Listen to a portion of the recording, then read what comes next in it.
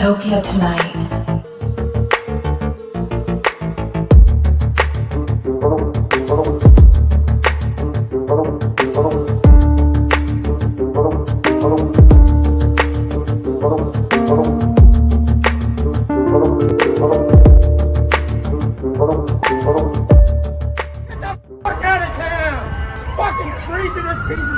Dystopia tonight. Anyway, Yeah. but yeah, there was this Netflix thing going on because do you know Hassan Minhaj? No, I don't. He was almost going to take over the Daily Show, and then there was some like, I don't know. It's the dumbest shit, right? So like, he was about to take over the Daily Show. He started on the Daily Show, and this is before John came back, and then there was some shit in like, I think it was like New York Magazine maybe that quote unquote broke it or whatever, but essentially they had said they had gone through like his stand-up act, and Oh, they were like, yeah, so nice. and anytime you start a sentence with they had gone through his stand-up act, Yeah. but this was even like, it's so bizarre to me that this is a thing, because it wasn't like a Me Too thing, and it wasn't like basically what it was they had said that he had exaggerated his experience with racism. And I was just kind of like, that's odd, because I thought it was his experience with Yes. Yeah. racism.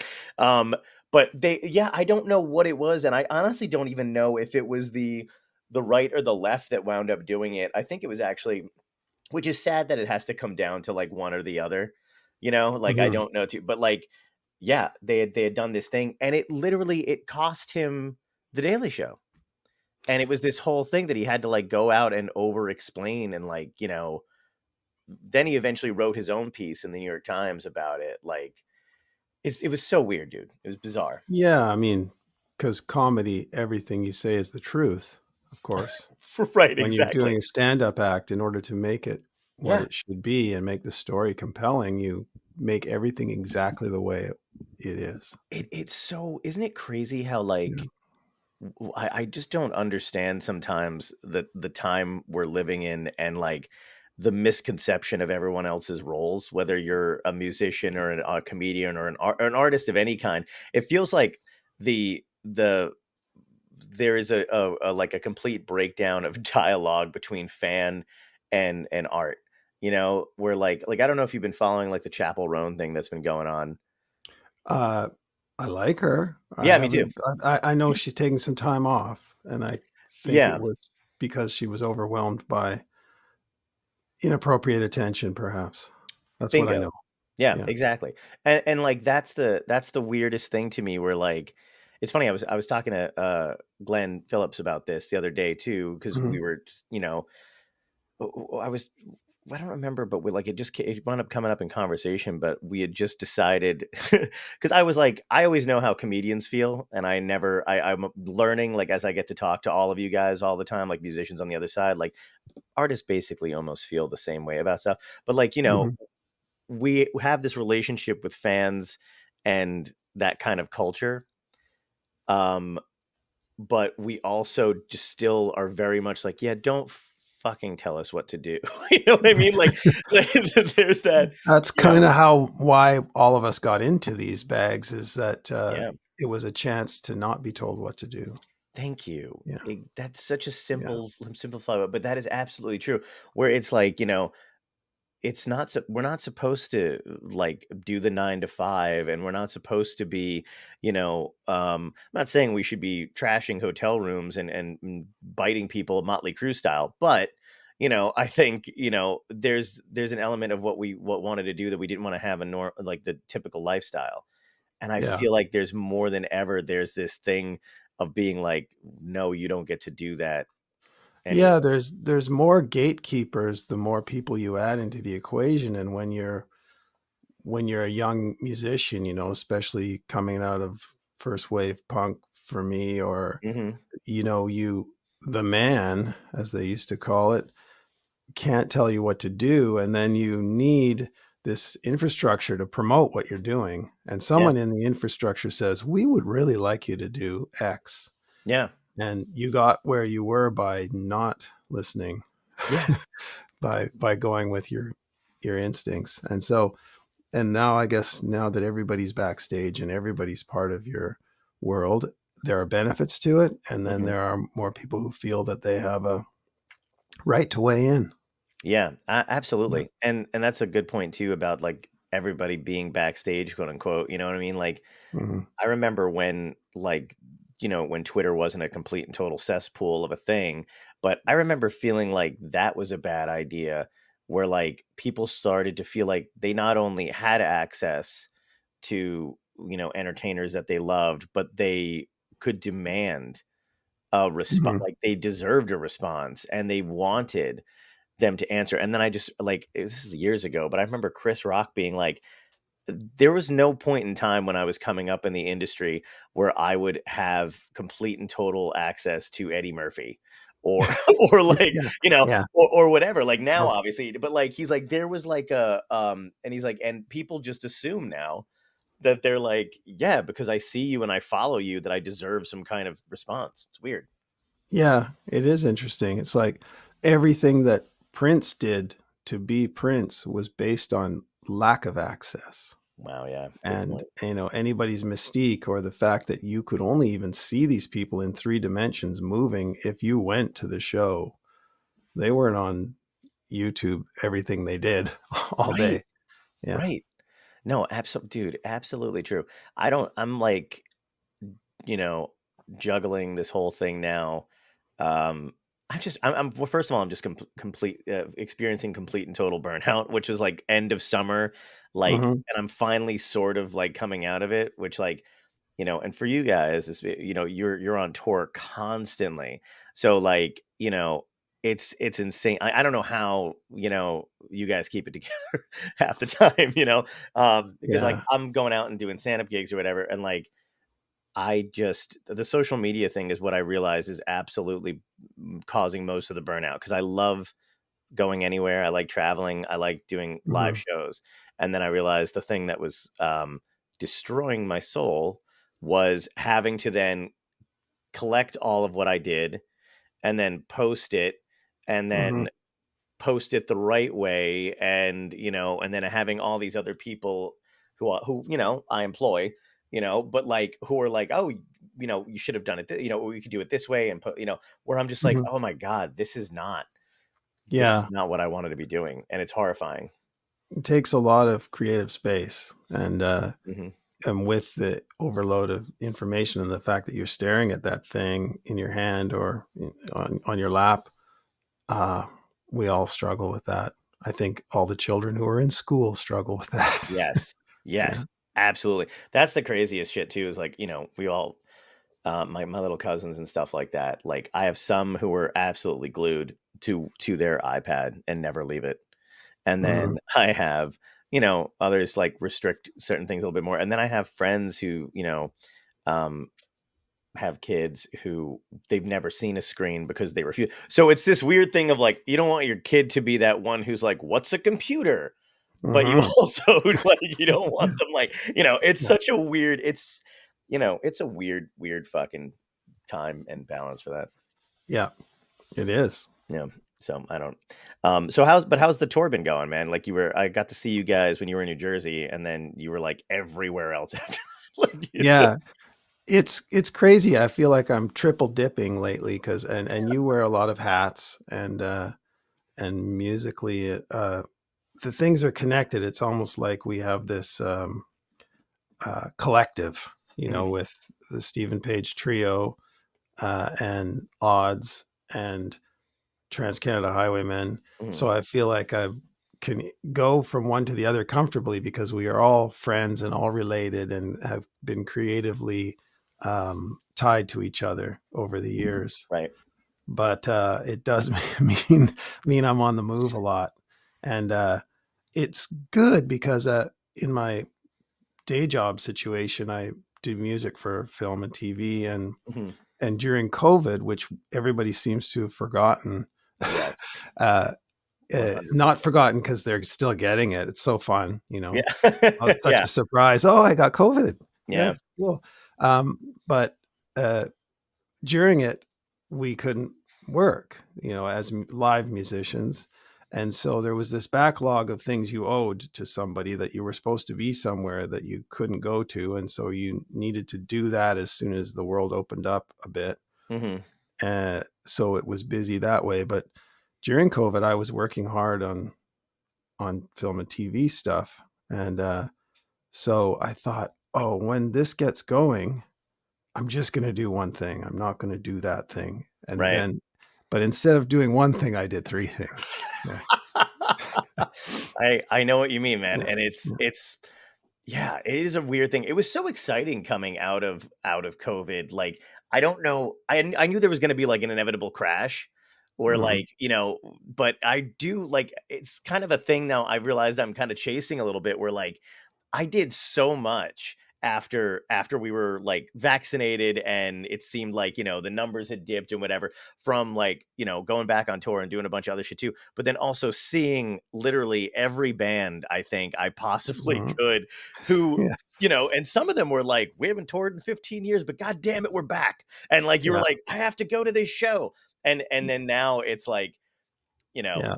the opposite, where like I don't know what anybody's thinking anymore, and the audiences are weird. But I love that you like, to me, this is the greedy side of me being a fan. Like, I'm glad you're doing 3 different shows, Yeah. because I get more Craig Northey, you know what I mean? Oh. I get to see you guys, and I'm a huge fan of Odds, and I love, I haven't gotten to see Trans-Canada Highwaymen yet, but I've gotten Mhm. to see video clips of you guys doing those shows, and it's a completely different, experience from like, when you're doing like the Stephen Page trio, which is Yeah. so cool. And I didn't like I kind of knew what you guys were doing, and then I gotten to see some of the stuff that you were posting, and I'm like, oh my god, this is like a whole thing. Like, it's almost more than just like music and covers and everything else too. There's just a lot of like huge amount of like, I feel like, fun going on. Not that Yeah. there isn't fun in the other one, but you know what I mean? But like, you guys like really put something special together. Um, Yeah.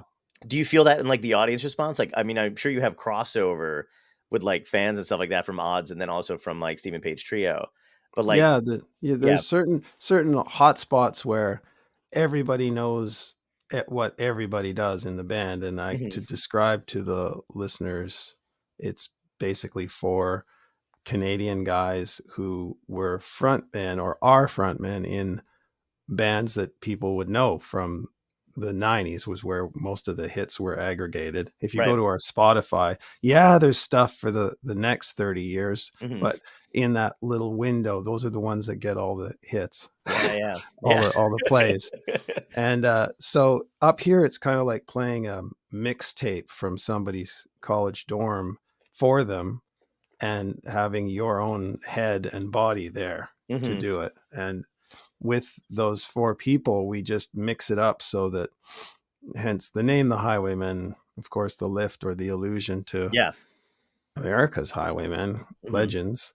We we um we change instruments so that that guy can be at the front. It's not Yeah. four of us standing there playing acoustic guitars with a band behind us. Right. So that was a challenge. And it's so funny because we don't take it that seriously. So we're all four playing drums, and there's only one true drummer in the band. Yeah. But you got to practice. You have to, Yeah. do your homework, and playing bass. And Steven has to play keys and guitar and bass and drums. So Oh man, that is so. But that is like, that's the cool thing about like seeing something like that too. The fact that you like, if you guys, and you're like, oh my god, they're really doing something different, you know what I mean? And it's probably like off the cuff and whatever, because also the relationship that you guys have, like, with banter and stuff like that on stage, you're all funny, like just outside individually or whatever, and then to see you guys kind of riff and do that shit on the stage, it really does. Like, I don't know if you guys actually prep, you know what I mean? But yeah, I think the first time, I didn't yeah. think so, because really, like, I think one of first times the first time I saw you guys was, I don't even think I met you then. I got to go see you guys open for The Who, which was awesome. Oh, right. Yeah. That was Mhm. fucking amazing. What a great show that was. And then I Oh, saw you man. guys when I met you, I think the first time was at the Newton Theater in New Jersey. Hmm. And then, but you guys, like, I swear to God, you did like 10 minutes on this poster of the Little River Band. Oh, was it the Little River Band? Yeah. But it was fucking Yeah. hilarious, man. Like, it was like, Mm. and you guys kept referencing it and calling it back. And I'm like, there's no way they prepped this. Like, it No, was just no, hilarious. no.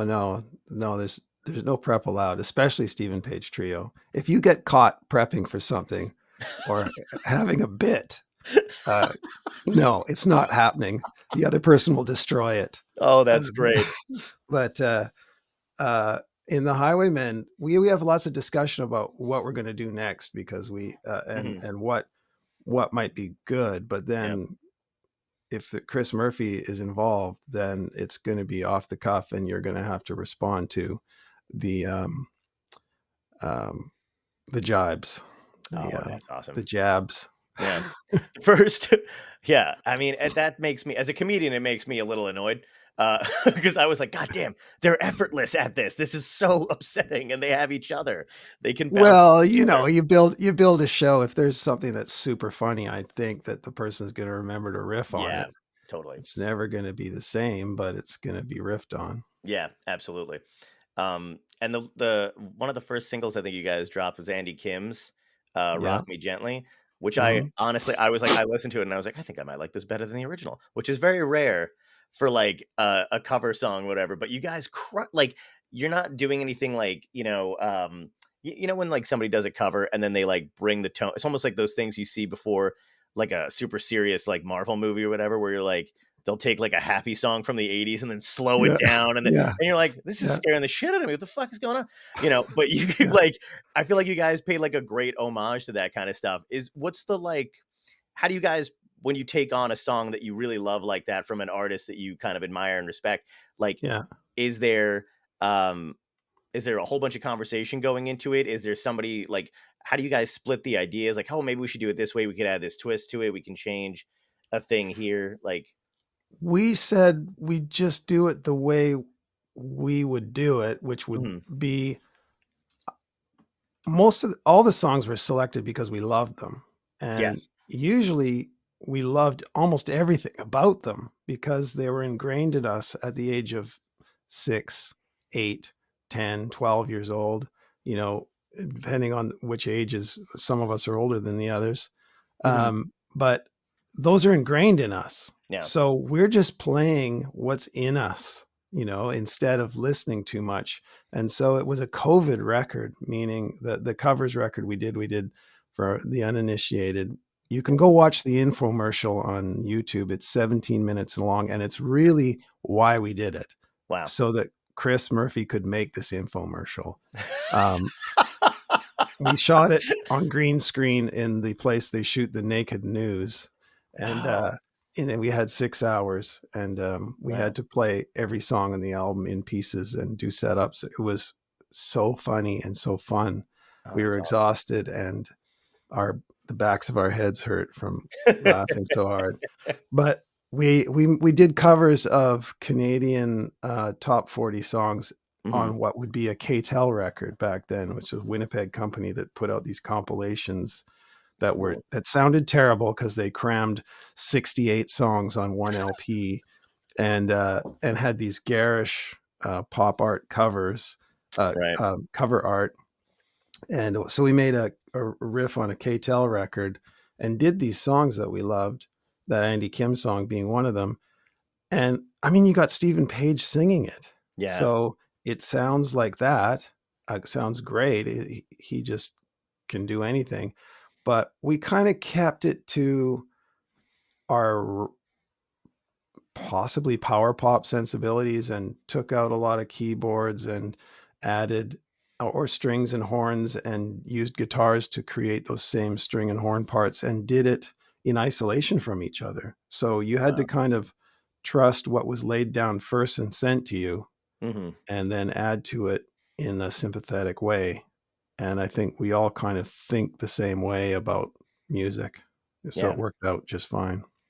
Yeah, and like a rare thing to have. Like I love like again, it's just one of those things where like as a fan or and just somebody sitting in the audience who's like loves going to see shows in general, it's cool when you get to see people play together and they just kind of that all their sensibilities line up and they kind of gel really well, and like musically and like also, like I said, like banter and like riffing and stuff like that. It's really fun to see, and that makes, I think, like the experience like 10 times more special. Where I'm sure, when you've gone to see some people play, you're like, oh, I don't think they like each other. Yeah. Oh, this They're is the Everly Brothers were brothers, right. and you could tell that if they could strangle each other while they were singing, they would do it. That's such a great Yeah. example of that. Oh my God. Yeah. So like, for the COVID stuff, when you guys were putting that together, I'd love to get your take on, kind of how you were working back then, as opposed to, because a lot of people either, felt a different kind of freedom from producing music at that point, or just extreme frustration, which I can almost kind of get both sides. What was your experience maybe making stuff back then? Did you find it exciting to kind of have a different bit of a challenge, you know what I mean? Like something creatively doing it a different way, or were you like, get me the fuck in a studio Yeah. immediately? I think both. Doing Mm, film and TV, I do a lot of sharing of tracks online, or I need a trumpet player on something, and I'm kind of the hub where I am with my studio, and then I collect things. mm, So I was kind of used to that way of working in a way before COVID came along, and it wasn't a surprise, and I'd done a bit of it before. So mm. we I think the obligation to create way more than you've ever created before and make your masterpiece during COVID, because now you have the chance, it led to some anxiety for people. Yeah. All of a sudden I got to be twice as creative as I was before because I have this chance now. Yep. Because everybody knows I don't have anything else to do. Yeah. So that was part of COVID, I remember, as the creative part, but it was kind of fun to have that space. And I made another album or two in that time. I made a double album with Strippers Union, which is another thing I do with Rob Baker from the Tragically Hip. Yes. Oh Um, my God. I love that. and yeah, thank you. And Yeah. so that was our third album, and so it ended up being a double gatefold vinyl, beautiful thing. And you put that out there, and of course people hear a few songs and you're on to the next thing. But Hmm. Rob and I put that together. We were able to get actual tracks recorded in this studio here with Doug and Pat from Odds playing as the rhythm section, and Nice. he took the tracks back to Kingston, and then everything shut down. So we had that Wow. time to finish it up, do all the vocals back and forth, mix it, and then an Odds record came out too, which a lot of it was done during the beginnings of COVID too, or finished up. Hmm. Stephen helped produce that as well Ah, from afar, and then the Highwaymen record. So yeah. I guess I got some stuff done, and I did a few TV shows too. So, That's fantastic. but there was a lot of. I think I was burned out after COVID, Sure. and then went on the road to relax. Oh, that's great. Is there, I mean, you obviously like love performing live, I'm sure, and that kind of stuff too. But the TV stuff, I feel like, and performing in a band and doing all that kind of stuff, collaboration wise, it must be a completely and different experience for you. Is Mhm. there one that you prefer more than the other, or does it kind of switch from time to time? Are you like, do you go out on the road and do that kind of stuff, and then kind of go, oh man, I can't wait to just like, score a thing, by myself, you know what I mean? Like that kind of thing. And Mhm. then when that takes over, you're like, I miss being out on the road. Or does it almost happen simultaneously where you don't get to really pick between one or the other? Yeah, for years I was doing it all simultaneously, and that's what I was saying. But at the end of COVID, I kind of went, I'm going to concentrate on one thing, and that Hmm. one thing is playing live. Yeah. And then when you're out there, you might write something, or you might collaborate on something, and then you got to figure out how to put that together. Yeah. Um, and when you get home, I think because I'm away so much, the getting home just means I got to do the home things. I got to honor the damage I've done at home and start patching it up, What a you great way to know? put it. Yeah. Yeah. Kind of honor the damage I've done. I had a month, almost a month at home recently, which was so rare. Hmm. And all I did was fix stuff, Yeah. paint something, um, and maybe just to make sure people realized I cared about that. That's a great man. I I did. don't know if I do care about it, but it was a kind of a Zen experience, That was when such you, a great. I don't know if I do care, but yeah, I I did don't. it. No, I know what you Sometimes I mean. Yeah. really don't care. Yeah, I I'm don't care at all. right there with you. Yeah. And then there's times when that takes over too much of my life. Like I used to get this way where I used to have like even friends and family. If I've been working on something else or whatever, and then I hadn't been on stage in a bit, they'd be like, "You got to go, just go out into, just go into your and get on. You're kind of an ass." Yeah. I'm like, Yeah. is it like you guys notice that? And then I would go and do that, and it feels better. You just feel better doing it. My partner says that out loud to me. I think you need to go away now. Yeah. Yeah. Yeah, you need to just anything, just do Yeah. something else. Um, no, that's you said something before about writing or thinking of something when you're doing something else. Is that often a creative process for you? Because I will notice that, like, and I don't know, this could be you've known me for a bit Mhm. now. Like, it could be the ADD in me. I've never been actually fully diagnosed, and I hate being those people who are like, I saw a TikTok fit, but like, I think there's something wrong with me. So, like, but there has to be. We need Um, to make those t-shirts. I think there's something wrong with me. That's a pretty good one. that's a Mhm. great idea. Maybe that'll take Mhm. off. But for me, it is kind of funny where, like, if I'm working on something else, I will inevitably, my brain will start to think about a side project that I had, and I'll have an idea for something, which I think is pretty you great to almost have that, but can be kind Mhm. of maddening. Do you find yourself like, because you had said like sometimes you're on tour and then you were thinking of writing other piece for something else. Is that how your creative process sort of works? Like, have you Yeah. nailed down what exactly it is that makes you go, oh, I have an Yeah. idea? Yeah, it's I call it language collection, and Ooh, several of my cohorts do the same thing. They hear something and therefore they're not present in the moment anymore. As soon as you hear it, you've gone to that place to think about what is that and what connects to that? What is that thing that I just heard? right. And I think you've got it. And I think that, Stephen does and Moe Berg does. And, Yeah. especially someone like Gord Downey in the Tragically Hip did, famous for his little books in his pocket. You kind of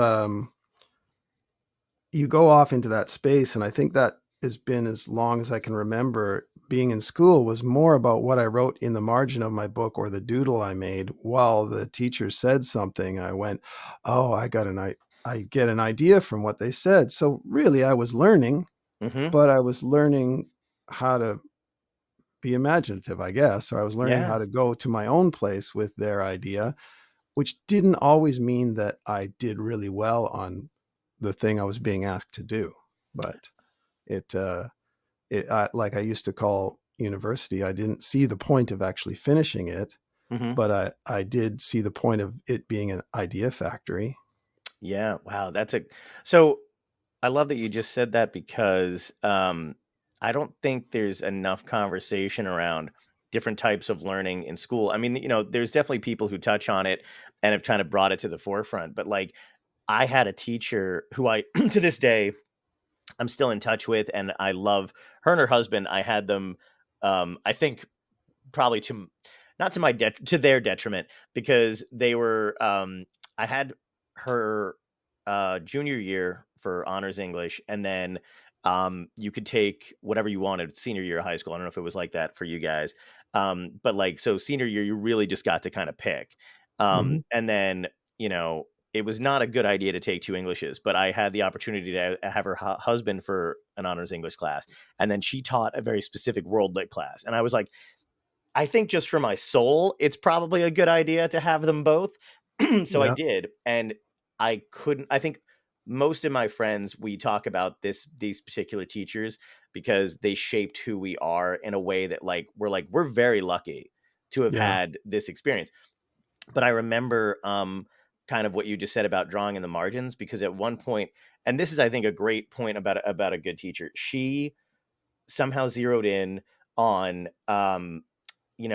I don't take notes probably the way, because we used to have these notebooks, whatever, where like notes were a part of our grade. And I thought that was a brilliant idea because it was really like whatever. So like she would see them at the end. And I Mhm. started drawing. She'd noticed I would doodle and then I was taking notes. And then at one point she was just like, if this is, if that helps you, she's like, while you're going through stuff, just draw, keep doing it in the margins and in whatever. And I would take notes, and if I had an idea, I could literally now implement it into my note taking. And Yeah. she loved that, and it helped me because it made me remember what I was reading, because I actually got to put it on the page. And Yeah. that's That's like amazing. it, right? Isn't that, it's so very rare Incredible. to have somebody zero in on something like that and then give you the opportunity to learn that way. I'm an idiot I still, but like, it really No, helped you're me. not. It really helped me with that. I had a prof that, like, all of a sudden he said, "Don't you guys don't bore me. Don't bore me. I want to see diagrams. If you feel it like you should want to paint it, paint it." Mhm. And it would be it was a sociology, you know. So Yeah, it yeah. was you were supposed to write academically, and I remember how surprised and terrified so many of the people in the room were, and I just went, "Finally." I just this so basically I just hand in what I've already done, you know, and and how exciting it was to see all those dimensions open up, and then to be legitimate. So your teacher was awesome. Yeah, yeah, it's just literally like 2 days ago, one of my best friends, Diana, she and I just happened to be talking about something completely different, and without even realizing it, we had circled back to these 2 teachers that we had had, and Mhm. just when we were like, I don't think we'd even think this way if it wasn't for them. And Mhm. and then we also again did that thing of like, I don't know if anybody else. I think that's a very rare thing, and we were just kind of like, you know, sometimes you're bitching with friends, and I don't think the conversation always circles back to how lucky you are, but Yeah. then Yeah. it did. At that point, we were like, oh, we should really just take it in for a moment and just appreciate we had probably had a once in a lifetime experience, and that was that. Yeah. I think more frequently the conversation amongst, like, yourself, myself, Mhm. my bandmates circles back to how lucky we are, because somebody did that. I Yes. know, Steven's parents, teachers, Chris Murphy's, it circles back. Yeah, absolutely. Do you remember being a musician or wanting to be a musician like from the get go? Like, what were your other passions like when you were a kid? Did you have some other kind of thing you wanted, or was it always like, nah, my brain is dedicated to music? I was probably like most people. I was either going to be in pro sports or music. Oh, I was okay. gonna. I picked the sure things. I picked the sure things, and I've passed it down to my kids. They're either in Mm, the arts or in, sports. yeah, You know, yeah, so it's like, yeah, for sure you can do that. yeah. I looked. My mother was a musician, and a professional classical musician, and Mm, I just saw it as so hard, and that I it was too hard to mhm. do that. And then I'd go see cool bands, as I was growing up, and go, wow, they make it look so easy. How do I do that? I don't think I can do it. Yeah, And the whole time I was doing it. And then that's it so just great. I grew into it. But I think when I was about 4, because of that, having so much music around the house and being normalized by my mother, Hmm. um, I was going to do that. And then when rock and roll came, I had my own thing. I could use it to both rebel and have my own identity and not be um, following someone else's path, Yeah. except for every single other person that I knew was following that path. Yeah. Oh my God, that's great. Not my family anyway. Yeah. Yeah, yeah. Were they cool with like you kind of entering into that world, or like what was your dad's perception of the whole thing too? Like your mom's obviously in the industry, so she has a bit of a leg up of knowing what that life is like too. But like, was there a moment where you were talking to them and then you said the words like, I think this is what I'm going to be doing, and then they were Yeah. like, oh, I don't know, or were they like super supportive of it? Yeah, I think my mom once said, "Yeah, don't be a musician. You play music." They wanted me to play music, but I guess she saw all the pitfalls and in the genre she was in, there was so much structure and so much politics. And she Hmm. thought I was entering into this world where I would be fighting against that because I seemed like too much of a creative spirit. Yeah. And so I think it took them a while to realize that when I chose, hey, I don't need to read music anymore. Muddy Waters doesn't read music. Hmm. Um, uh, when I chose this other thing, I think they were a little scared because they didn't understand it. Somehow in their lives, they skipped rock and roll. They might have even skipped trad jazz. you Wow. know, they, they were, enigmatic people too. Hmm. And so I think they just didn't know. And so for a little while, they might have been scared. And then they saw me want it so badly that I got past hurdle after hurdle because I didn't see them. I didn't see any hurdles. Right. And they went, oh, okay. We'll try to make him go to university so he has something to fall back on. Yeah. And so I chose super watery things at school so that I could just use the studio, because there was a studio in the communications department and there was a studio in the fine arts department, and I just wanted to do that.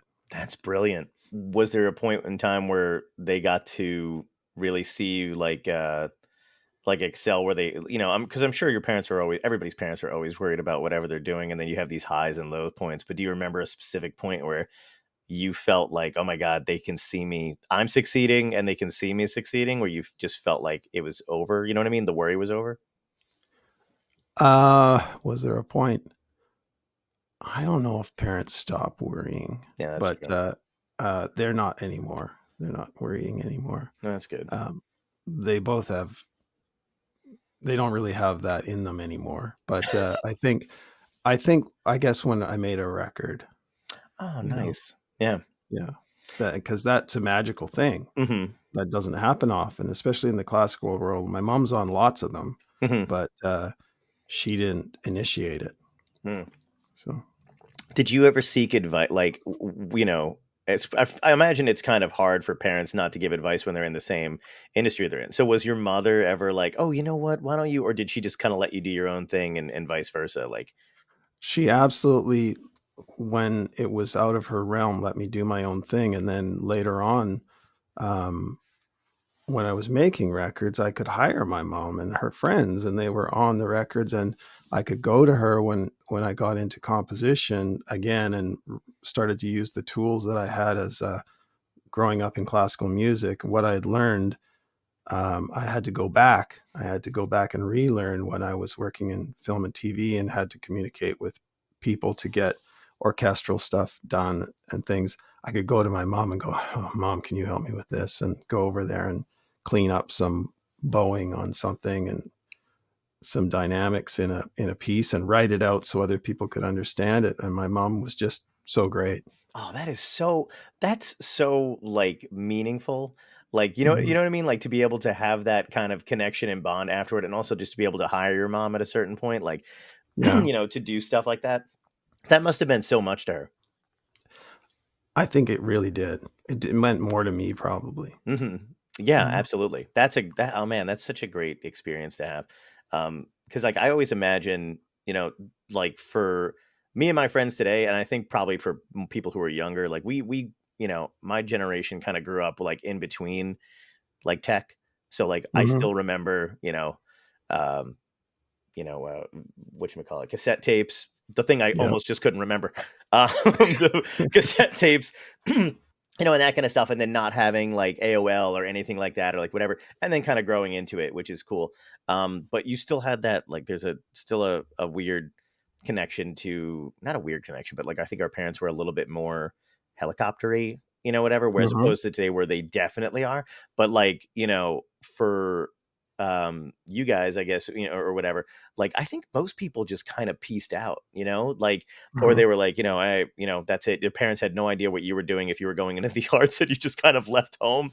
And Yeah. then you returned one day, for the holidays, and then you were like, I'm in a band and we're doing great. And that was Yeah. it, Yeah. Yeah. you know. Yeah. I think that was the thing. So much of that part of my life, the rock and roll part, and maybe even the getting into trouble part, was unsupervised. They Mm. didn't know, back then, I'm older than you. Kids just wandered off into the woods. 6 years old, 5 years old, get on the bus and go to get me this from Hmm. the store. Yeah. Okay, sure. Yeah. Give me If some he money. if he makes it back. Here's 10 cents for the streetcar, and off you go. Yeah. Oh my God, that's great. Yeah, I mean, did you ever feel, because for, again, like in the very beginning, like there's got to be that thing of like, am I doing the right thing? Because for me, it kind of was where like I always assumed I had fucked up because I didn't finish college. I had left because That's another t-shirt that we got to make. what was it? I always assumed that I fucked up. That I seriously will make these and we'll split them. We'll go. Okay. I Yeah. can draw, so I'll just design the Yeah. t-shirts and we'll put them out there. Um, Yes. that's great. I don't even know. I'm glad you're here. I don't even know I'm saying this shit half the time. That it could be a thing. I'm just like, but I like, I went for a year and then dropped out because in my brain I was like, okay, I'm not enjoying myself at this thing, and I could either put 10 years into comedy and by the time I'm 30 figure it out, or whatever. If Mhm. it's not going well, then that's it, I'll just go back to whatever. Or I could get myself in a ridiculous amount of debt in 4 years and Yeah. then be miserable, you know what I mean? So that was, but in that interim, like, man, the doubt was fucking crazy because your friends are like, I don't know, like, I just had this thing in my head where I was like, oh my God, like I'm struggling. I'm working a couple different jobs. I'm going out on the road. I'm trying to be, this thing. And then your friends are like, we're job, money, you know what I mean? And then, Oh but yeah. then it like Yeah. splits, you know what I mean? So that was like, so did you feel like fuck at any point? Like, I don't know if I'm doing the right thing. I felt, I don't know if I don't know if people who are possessed feel possessed, but ask Linda Blair, but she was she was just pretending. She was pretending to be possessed. Right, So right, right. how would she know? Yeah, She's she an didn't know. actor. Yeah. Yeah. Um, yeah. Oh Sorry, actors. no. But I was, I was, I don't know if I saw the obstacles, and my partner and I teamed up so young, and we made a good team Hmm.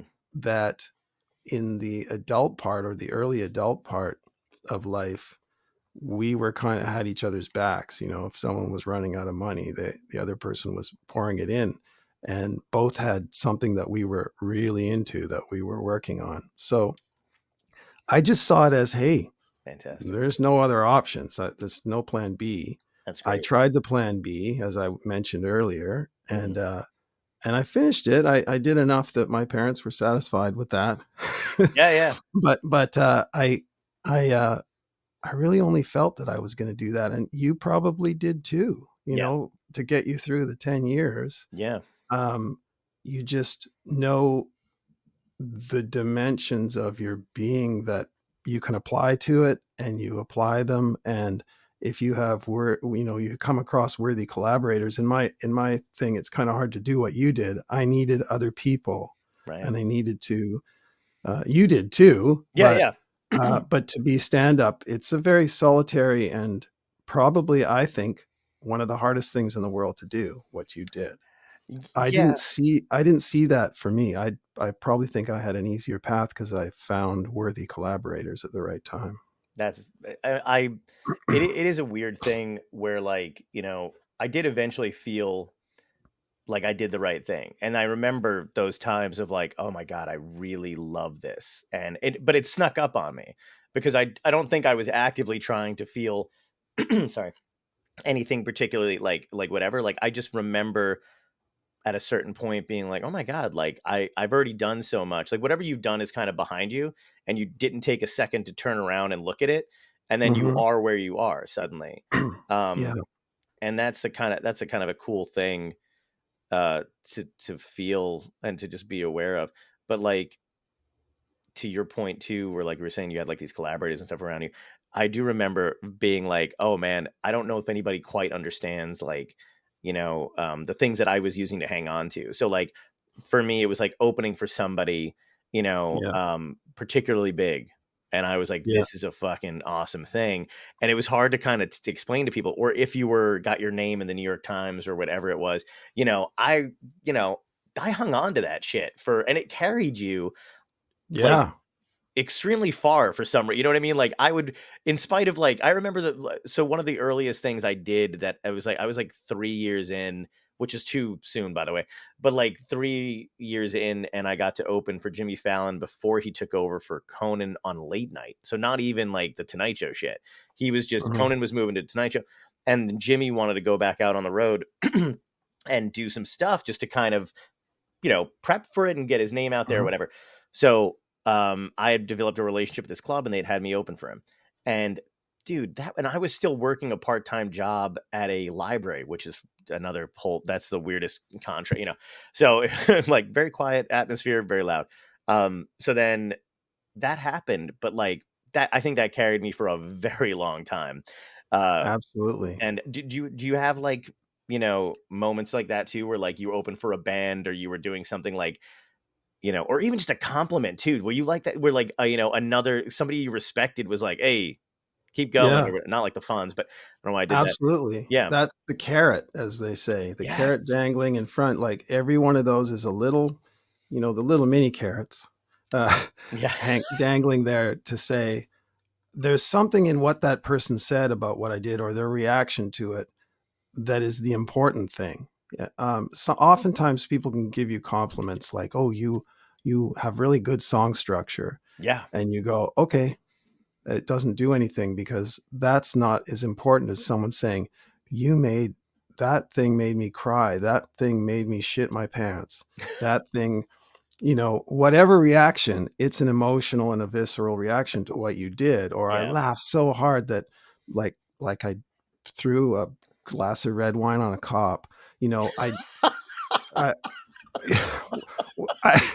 I you know what I mean. Yeah, of course. Yeah, you know exactly what I mean. Yeah. Is that a Those Canadian are, expression? yeah, it is. Yeah. But it's mostly from the Maritimes. They have all the funny stuff. Um, well, actually Newfoundland, which I don't know if it's not the Maritimes. Newfoundland has all the funny stuff. Right. Right. Um, uh, so I don't know where I was, but I think you realize that compliment is valuable. That made me feel like I just made a step, or Mm. I'm doing the right thing.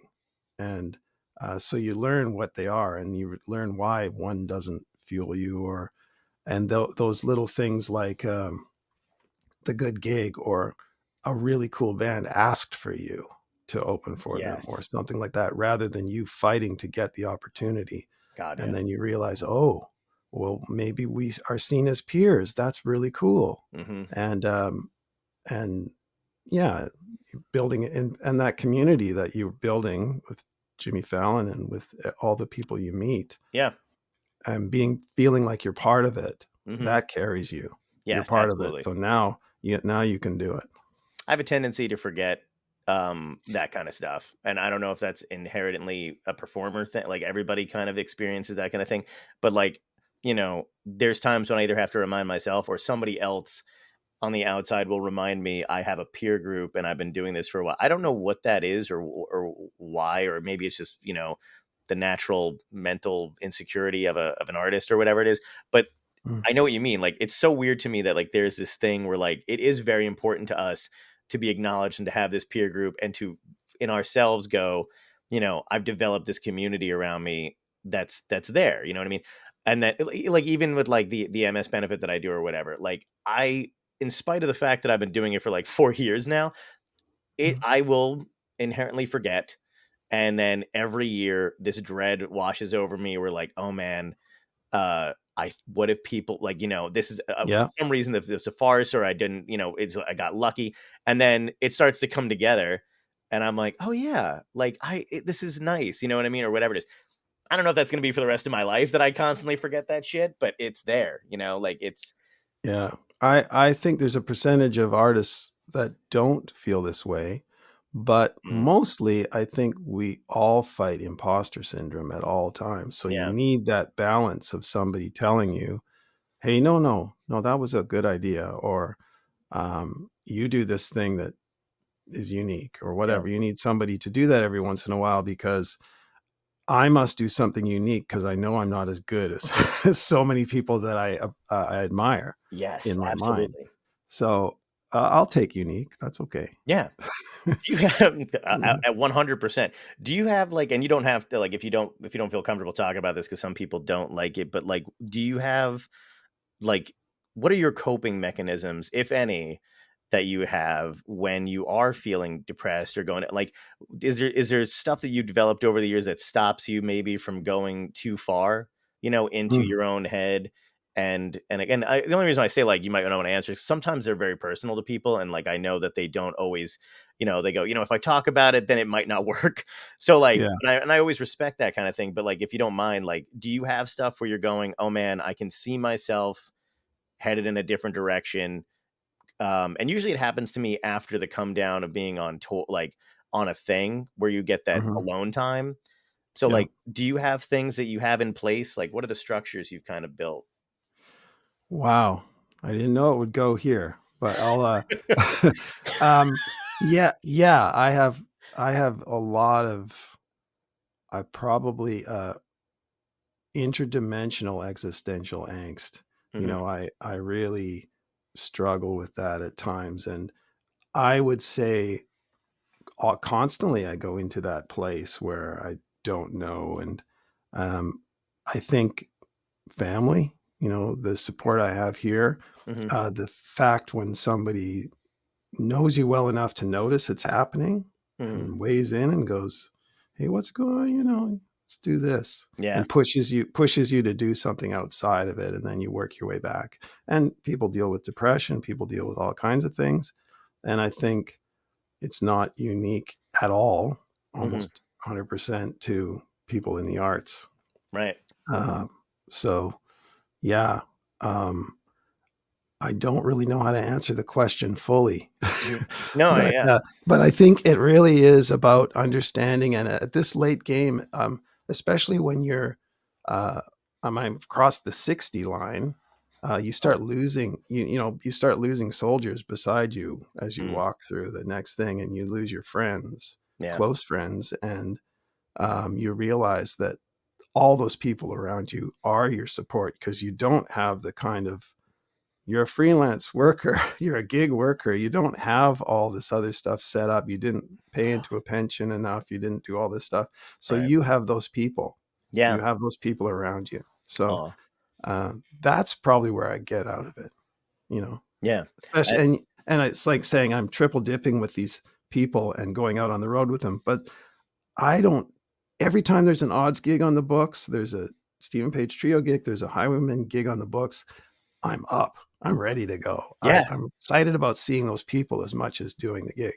Absolutely. And that's a cool place to be too, because it's the same like um the my friend that comes out with me, one of my best friends, Joanne Filan, she and I met at like Gotham Comedy Club in New York years ago, and we pretty much like commiserated over, we call ourselves when we go out on the road the misfits of comedy, Mm, because we just never feel, and we're misfits in life, but also just, even in the comedy world, I think we're overly friendly for comedians. Like we immediately, this is how we started talking, is because we were at a mhm, club where no other comedian was kind of like, everybody was a bit insular and like kind of trying to get their own thing. And she and I were just like, just shooting the shit and also being like, you want to gummy bear, you know what I mean? Like, I think that was like yeah, the thing. Um, and then, but now I'm just like, whenever we get to go out together, it's more about being together than almost, it's like yeah, half the journey is like the ride there, the playlists we set up and the music we listen to, and then just yeah. doing goofy shit and then getting to be with each other. So it's, Well, you know, yeah, the comics I know, and I entered that world many years ago in terms of working with the Kids in the Hall and Yeah. with Brent Butt, and they're a band. Kids in the Hall are a band, Yeah. and they didn't always look forward to seeing each other, Hmm. and it went up. It's gone up and down, but they love each other, Hmm. and it's so great to be part of that posse, and same with Brent, his connection I know to a lot of comics, and all the miles you put with one other person in a car with you, Yeah. or two other people going to the next gig, if it's something you host tonight and we're going to do this, and Yeah. um, those bonds are so tight. Absolutely. And Yeah. to your thing about like family and friendships and like doing that kind of stuff, like my friends and I are at that stage in our lives now where like, you know, our parents are just getting older, you know, Mhm. and I swear to God, dude, I'm getting like oddly so my dad had passed away like a couple of years ago, and I'm I sorry. think, Yeah. oh, thanks, Matt. Like, and that was rough, and on like it happened, you know, quickly. Like he was one of those Mhm. dudes that you just didn't expect. Like we all thought he was going to outlive all of us, just out of spite. And then, but like what the craziest thing was, what I found myself being like truly like caught about and over emotional was the support around it, and my friends all coming out.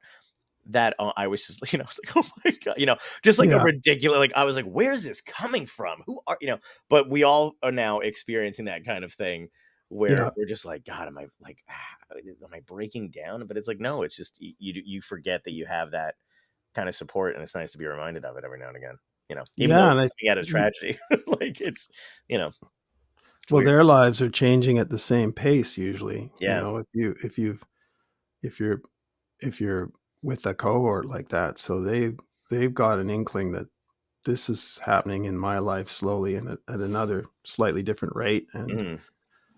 and I'm gonna get ready. I'm gonna go help John. Yeah, yeah, exactly. It's Mhm. it's crazy. Um, I want to ask a little bit too about like, you know, for you creatively when you're making music, is it, you know, everybody's got like a different thing in their head, whether they hear like a lyrical thing first or like music first. What is it that comes to you in particular? Like, how do you create your thing? Like, is it, are you waking up with a tune in your head and then you start writing music first, or do you waking up with lyrics in your, you know what I mean? Like, how does that work for you, or is it both? It's both. Yeah, it's Mm, both. It used to be a lot more lyrically driven okay. when I was younger, but the other thing was happening and I didn't see them as related. So Mm, I'd have this other idea. It's very strange, you know. I'd just apply something to those words, or I'd apply those words to something else, to some music, but I didn't see them as kind of related. And now I'm able to spin off a sound in the music that latches me onto a word, and it's so many different ways. right. You know, I can I can sit here as Kevin McDonald says and work through the shit. I could just sit in this chair Hmm. for a while and stare at nothing and just play the guitar, and terrible things would come out, or just things that are not interesting and go nowhere for a long time, and then eventually something will. Hmm. You know, I could write down things or clip something out of a book and Yeah. paraphrase it, or Do you find yourself going back through old um, sheets of or notes and stuff like that, and then developing new stuff, or do you kind of leave the stuff that you've done in the past and just focus on moving forward? what I've learned is I don't go too far. I have bins full of books Hmm. that I've written in that I just told my partner, you know, if anything happens, go out and burn those. Burn everything. I don't Wow. want somebody going through that stuff and finding the ridiculous thing I'd be embarrassed about. So Sure. just burn them all, because ideas are infinite and you can make your own. You don't need mine, and you don't need to know all, you know, what I was thinking when I was 21. Right. So I find I don't go back too far. I have them, and if I'm in that working through the shit environment, I'll turn around and I'll grab the book and I'll go back, I don't know, max a month, you know, Right. and Right. just go, because I think that's close enough to who I am that day. You know, Okay. and if it's something that's quite old, I might have to modify it significantly to Hmm. reflect who I've become. That is one So of the healthiest takes on that I think I've heard, because I also hold on to stuff, and I always wonder, like, if I should just fucking toss it, or like at some point, if anything, because I think, a lot of people have that thing, like you have that one friend who's going to burn your hard drive, or whatever, or yeah, like yeah, delete your thing. But it is like there's so many notebooks, and I have a drawer full of them, and yeah, it's a real hard thing. I don't know. I never look at them. I yeah. very rarely go back, and if I ever did, I think I was mostly embarrassed by like Yes. how I'm like, I can't look Now at I'm gonna waste this next hour remembering what an asshole I was because I've gone too far back in the book. yeah. If I go only back a month, I'm pretty much that guy right now. Yes. Yeah. If I'm an asshole, I'm an asshole, but I'm pretty much that guy. If you go back too far, you go, oh, I was that kind of asshole. Right, Yeah. exactly. And I don't know what it is about not let that I think that's like an arrogance thing or an ego thing of being like, no, no, no. Everything I ever put down on paper was just, chef's kiss. Yeah. But then you actually fucking look at it and you're like, oh Yeah. no. Oh, I would Oh, have yeah. not been I would have told this kid to stop Yeah. trying. Trying to be clever, trying to be clever, trying to be clever. Yeah. Oh, yeah. Yeah. Oh, that's so healthy though. Good for you, man. I'm well, you've given me something to aspire to Yeah. toss all that shit. I think Um, it's like your taxes. You only have to save your receipts from 7 years ago or whatever. Yeah, burn the other stuff. yeah. Oh man, that's so good. I feel like you are like you're probably like I don't like we know each other pretty well, but like I don't know you like super well. But I always feel like when I talk to you, and especially Steven too, you're probably like pretty healthy, you know what I mean? Like, unless you're Yeah, masking incredibly well. But for the most part, it's like these guys are solid, and I don't yeah. think you find that too often with performer, with people or whatever. But I'm like, every time I've talked to you guys, I'm like, damn, they are reasonable, like put together adult. Like, God, it's nice to see it. So much for the badass rock and roll reputation that we've I been know, right? working Well, on. did you Yeah, avoid that kind of shit when you were younger? Did you kind of like sidestep all that stuff, like um, the drug scene, like all that kind of stuff, or did you get into some uh, shit? what do you Americans say about the fifth? Uh, uh, I can ask Donald Trump if you'd like. I think yeah, he has yeah. experience He with doesn't that. know. He doesn't know what it is. Yeah, no, Um, he has no idea. he could Oh, that's get great. someone to plead it for him. Yeah. Um, I, I, I I think Uh, I tried all I'm an adventurer, yeah, I tried all the things that I wasn't trying to hurt anybody or get right. into I wasn't intentionally trying to be a troublemaker. Mhm. But oftentimes when we're in the van, we talk about the stunts we pulled or the mistakes we made. Yeah. There's a silence and someone goes, well, I never did any of that. So I probably had a lot, I was just having fun with my friends. Oh, man, So absolutely.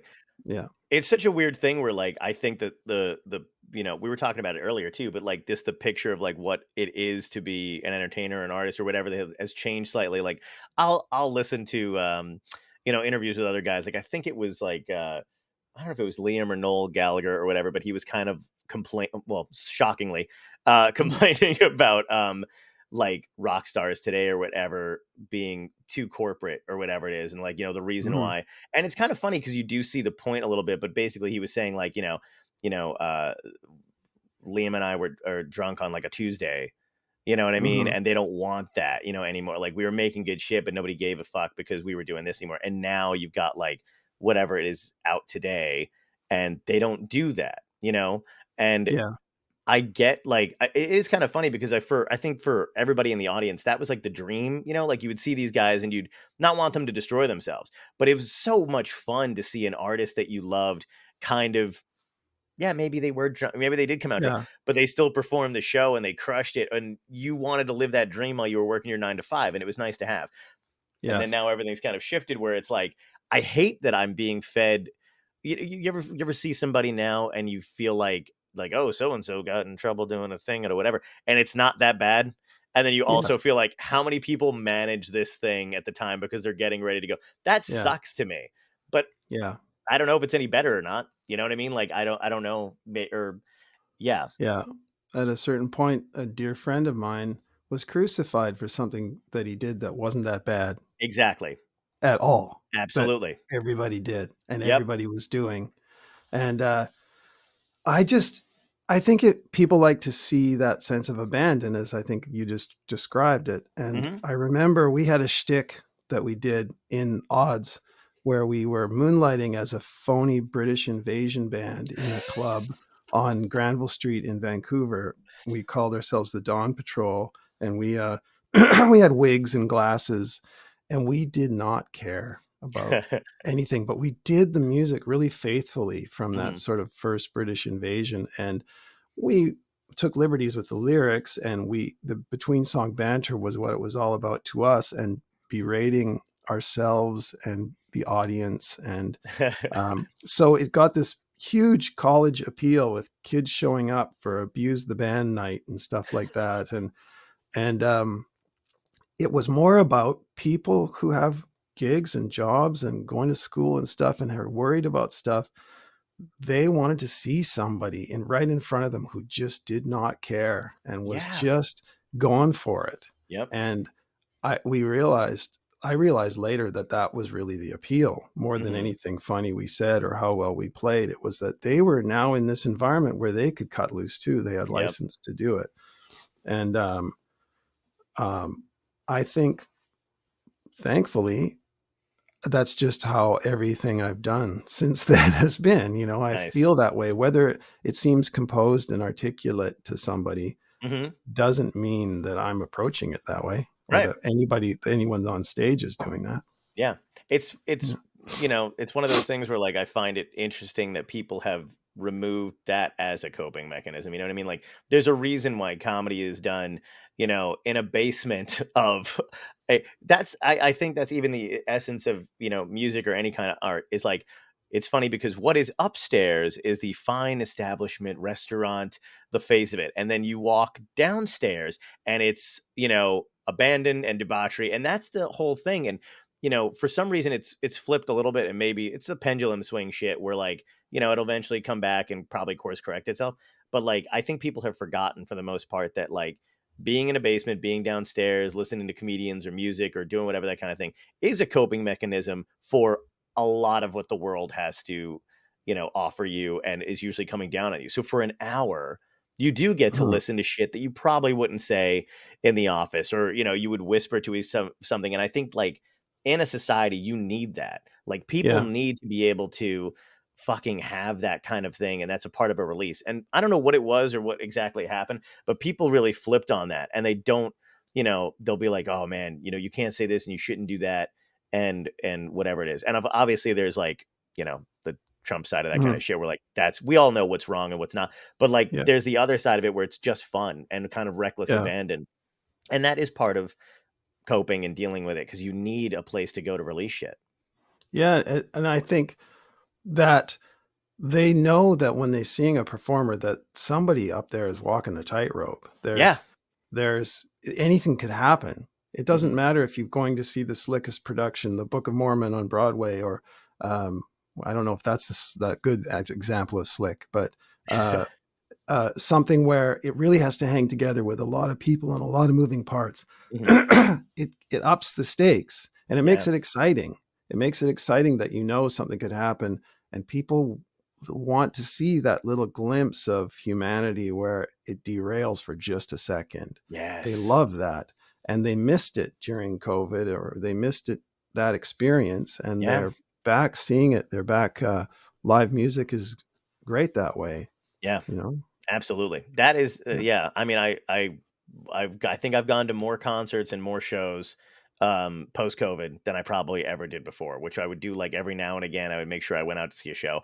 And now, you probably follow me on Instagram. I'm literally Yeah. like whatever I love it. smaller I the love it. venue, whatever it is, I'm just like, I got to be Well, there because thank you. yeah, oh Keep yeah. going, because it's twice as expensive to do now for everybody who's on the road, and it's twice as hard to do. And Yep. travel is, as you know, because you're Yep. doing it, is almost impossible. Yeah. It's When I almost can't impossible to rent a car. Oh You God, know. yes, absolutely. When I can't get to a show because I have a gig, I'm like, I might just cancel the gig, uh, and then I remember I need money. But You I'm need the I'm money, yeah. yeah, Yeah. exactly. But like, there's so many times where like there's something else coming up, and I'm like, no, like what the fuck? Like I had Jerry Harrison on from Talking Heads, And Amazing. they invited me out to do a thing, and I was like, I will absolutely, you know what I mean? I'm like writing it down, and as I'm going to write it down, because I still use an actual physical calendar. I'm Mhm. like writing it down, and I realize I'm away that weekend, and I'm like, but Yeah, what can you I do? know. I Um, love this thing you're doing here gives you a chance to connect a whole bunch of other cool dots and yeah. what they called it in school, interdisciplinary study. Ooh, that God, man, you're elevating this whole thing I do right I here used so much more. a multi-syllable word. We don't care for that here. Yeah, yeah, We're I knew it. Yeah, but no, this is one of those things where like I'm still amazed that I continue to do it after, because if you ever talk to me pre-COVID, I would have just admonished the whole idea of another comic having a podcast.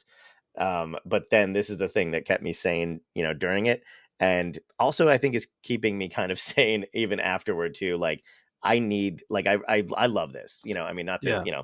but like that's like I just, yeah, man. And I'm just like selfishly getting to talk to musicians and people I admire. And I admit it too. I'm such a nerd about this kind of shit where I'm always like rewinding and second guessing how annoying I probably am when I actually like, get to, meet you guys or like whatever. Like it's just, but I'm like, I can't help it, man. It's like, it's so cool to get to talk to all you guys doing it, like outside of comedy, like just getting to talk to musicians and other artists and stuff like that is fucking insane to me that I get. It's, yeah, I'm not trying to take it for granted, but I mean, I'm a nerd Yeah. about it. Yeah. Yeah. Well, it's and it's fun. Oh It's yeah, fun. absolutely. Yeah. You Um, need that. I'm going to ask you the last three questions that I ask every guest. Okay. All right. So, if you can go back in time and talk to your younger self, what piece of advice would you give yourself that would help you today?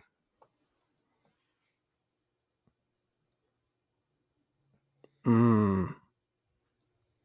I should have thought about your three questions because I knew they would come. I would give the advice that one day someone's going to ask you this important question. Mm-hmm. So think about right now at this age, what advice you would give yourself 15 years, 20 Yes. years from now. And That's what I ignore would the do. fact that you would probably scare the shit out of your Yeah. younger self by appearing out of nowhere. Yeah. I would be thinking at that time, I'm going to be alive that long. That's great. Yeah. Oh, So, uh, uh probably, uh, watch what you eat. oh, I've never had that one. Anybody answer that way before? What did you have it like a thing No, with? I made it up. Oh, Sorry. okay, great. I was like, Yeah, yeah. because I don't. I'm like, my God, was this guy? Did he used to be like 300 pounds? That's crazy. No, No, that's great just though. strike that one. Strike that. It We'll was strike just it. We'll something I keep it made in. up. Strike it. Leave it. I like the part about I, you're not going to live that long, so Yeah, why do this? Yeah. that's great. Um, Second question is, what had to end in your life, good or bad, that led you to where you are today? Ah, good or bad? What had to end, good or bad? Yeah. Oh, at one point, drinking a lot Mm. had to end in order for me to keep the relationship I had that is still going today.